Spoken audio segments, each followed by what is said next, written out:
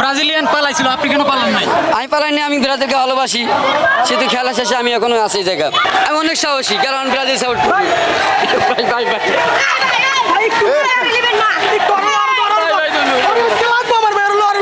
Messi খেলা ভালো লাগে, কিন্তু আর্জেন্টিনা সাপোর্ট করি না আমরা। মেসিরে ভালোবাসেন? জি জি, কেউ সাপোর্ট করি না। কিছু লোক পালাই গেছে দেখছিলাম, কিছু লোক পালাইছিল, অনেক কষ্ট লাগছে, অনেক আবেগ ছিল।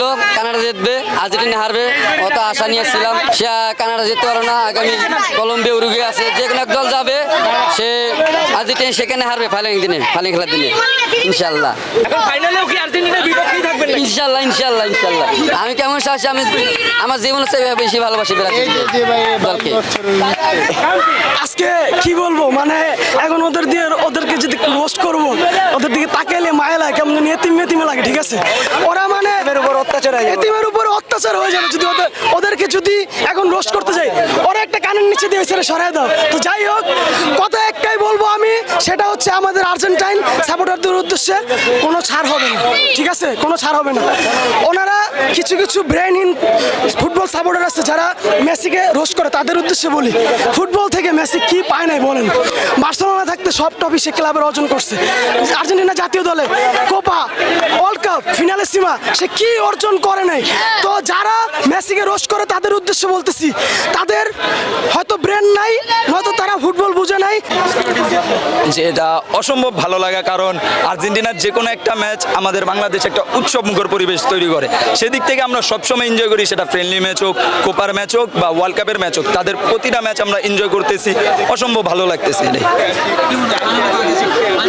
ভাই আপনারা আছেন কোপার ফাইনাল নিয়ে, আমি তো ওইখান দিয়ে ফিনালিসিমা কে কে খেলবে, আর্জেন্টিনার সাথে প্রতিপক্ষ কে হবে সেটা খুঁজতেছি ভাই।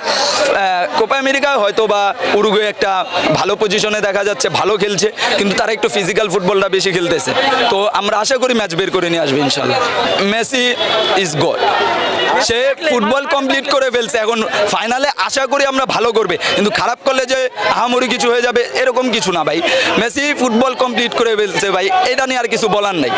মেসির অ্যাচিভমেন্ট সব হয়ে গেছে ভাই, মেসি সব কিছু অ্যাচিভ করে ফেলছে, এখন আর কিছু বলার নেই। We love Messi. যা খেলা দেখাইছে, ব্রাজিলের ভক্তরা সব পালাই গেছে পিছন থেকে। সকাল 6টা বাজে ঘুম থেকে উঠে আসছে কানাডা সাপোর্ট করতে, সকাল 6টা বাজে সব চলে গেছে গা। যেই 2 গোল দিছি আমরা, সব চলে গেছে গা ভাই।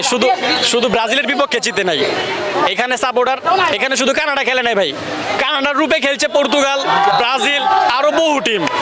কিছু বলার নাই ভাই, কিন্তু যে পারফরমেন্স দিছে ভাই একদম অসাধারণ, একদম মন শান্ত হয়ে গেছে। যে আনন্দ উল্লাস করলাম দেখছেনই তো আপনারা, সবাই তো দেখছেন। তো কি বলবো আর, মেসি এরকম যে খারাপ খেলে এরকম তো না। মেসি অলওয়েজ ভালো খেলে, হয়তো এই কোপার মধ্যে সে ভালো পারফরমেন্স দেখাতে পারে নাই, হয়তো কিছু দুর্বলতা ছিল। মেসির খারাপ খেলা একটা উদাহরণ হতে পারে তাদের জন্য যারা বলতো যে মেসি ছাড়া আসলে অসহায়। দেখছেন ভাই, অসহায় ভাই।